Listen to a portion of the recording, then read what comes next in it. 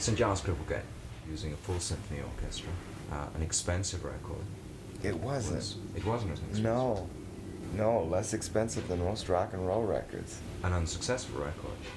Yes, an unsuccessful record. How are you able to persuade a record company to, one, allow you to record it, two, to release it, and then how did you feel once it had been released?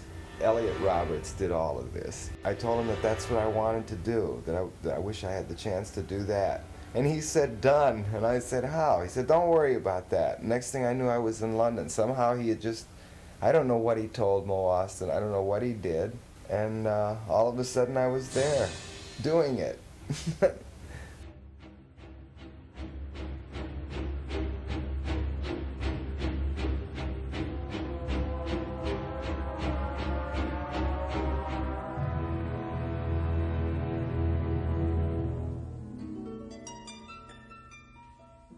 So I have a feeling Warner Brothers didn't know what I was going to do, and then when they finally heard what I came back with, they didn't know what to do with it, and I didn't feel much. Well, for a minute I did. I guess I was bitter for a little while about that Warner's just wouldn't even make room for that kind of a record.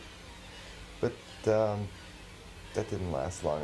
I was just happy to be able to hear my scores that way, and I knew that it would help in other areas. Movies.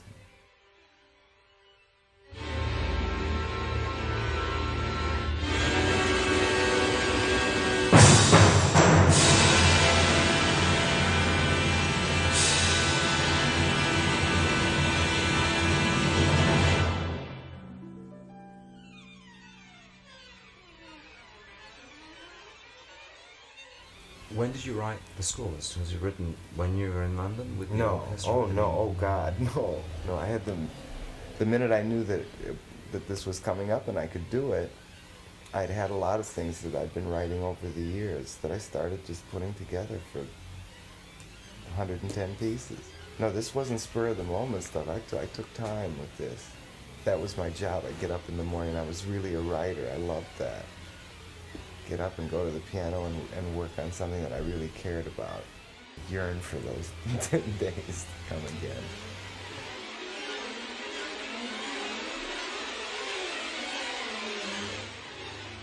And what is the theme behind the album? What are you expressing? There's Nothing. six pieces. There's no real theme. There's just melodies that I don't know. I just wrote. I didn't have any direction in mind really, other than I knew how many pieces I was using, and I just wrote sounds that I wanted to hear. An exercise in orchestration or an exercise Sort in of, pretty composition? much. Well, both. More so in orchestration, I think. That's what works. If there's anything that works about the record, it's sort of derivative in the area of composition, I think. I mean, I feel like doing something, if I do something like that again, or get the opportunity to do that again, I'd like to do something that's, I wouldn't be as afraid to be original, or to do something that's my own. Although it's my own, you know what I'm saying.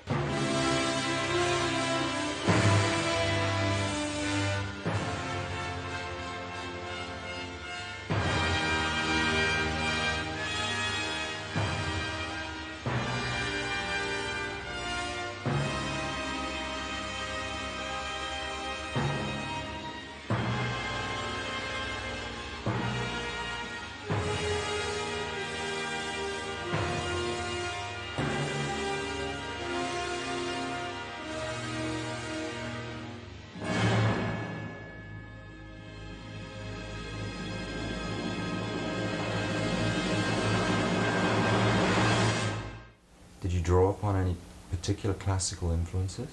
Not that I'm aware of. You know, as I grew up, my father listened to classical music daily.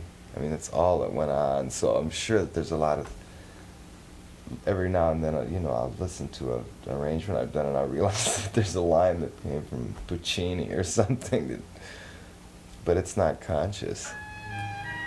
It's fairly European. Yeah, well, I'm first generation American here. And from Germany. Well, it's funny that there was Germany, but my parents,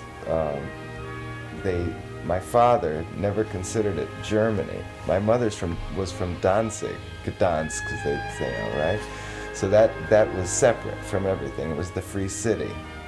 My father was from Saxony, and I remember my mother and father having arguments about that. Like, he was low German, and he didn't even associate. I mean, during World War II, I had a lot of trouble in school, having German parents in a small rural community in Michigan. I mean, it was terrible. But as far as like German, I didn't feel anything close. Saxony means something to me, you know, Danzig means something to me. And on both sides of the family, there's a lot of French. My grandmother was French. My father listened to a lot of classical music, and his fondest memories were of the opera in Dresden. And he tried to take me to a couple operas, which of course I hated. But that's the music I listened to all the time I was growing up.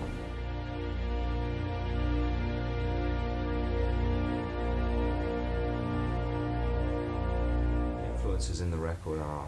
They're from, I mean, I didn't sit down and say, now I'm going to try to sound like Mahler, now I'm going to try like, these are, but I've been listening to records for forever, and I just want to try my hand at different things.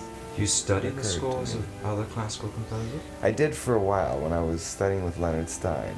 I did, but not really study them. I got to the point where I could follow a score pretty good along with a record. It didn't do much for me. It didn't help me.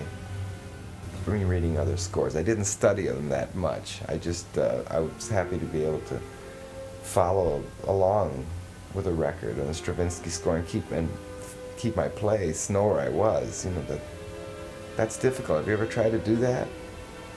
Oh God, especially the Stravinsky scores, and then the Stockhausen scores. There aren't bars. There aren't.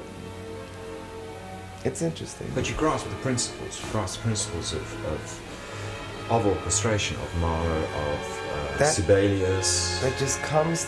I guess that's just from the listening. It's in there, and it comes to me easy. But that's what. When I brought the record back to play for Leonard Stein, I was waiting for this great reaction, and he just smiled and said, "Yeah, well, you have those styles down." But he was always encouraging me to do original music. That's all he cares about. And now I feel like I'm ready to do that. How do you propose to do so? Is it within the context of forthcoming films? That's the only outlet I have right now to do any experimenting. But if I can get the equipment that I want now, I can damn near make the record at home. Using I have a list of things, a lot of electronics, but I don't want to make a record that sounds like an electronic record. It's hard to explain. I can't sit and explain anything that I'm going to do in the future. I can only play it for you when it's finished.